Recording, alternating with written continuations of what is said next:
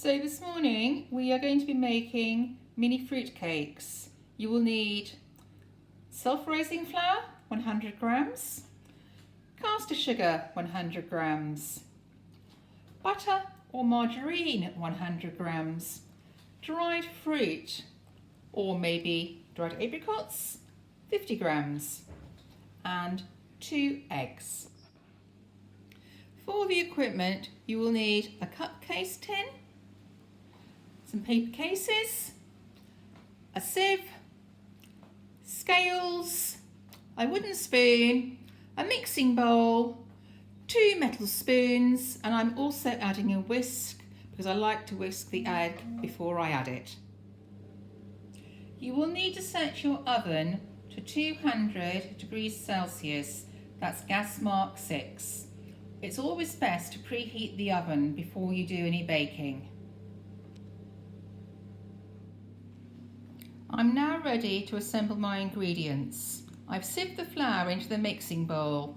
That helps to aerate it. I have melted my margarine on a very, very low frequency in the microwave because it was too hard because it came straight out of the fridge. I've got the sugar ready. I've whisked my eggs. I always whisk my eggs before I add them to a cake. Just make sure that the white and the yolk are totally separate, and I have the dried fruit ready to stir in later. I have now mixed together the ingredients with a wooden spoon. The mixture is nice and smooth, there's no lumps of flour, there's no lumps of butter. It looks, I think, quite yummy. I'm now going to add the sultanas. I'm going to mix those in and then I'm ready for the paper cases. I'm now going to divide the mixture using 2 metal spoons into my cake cases.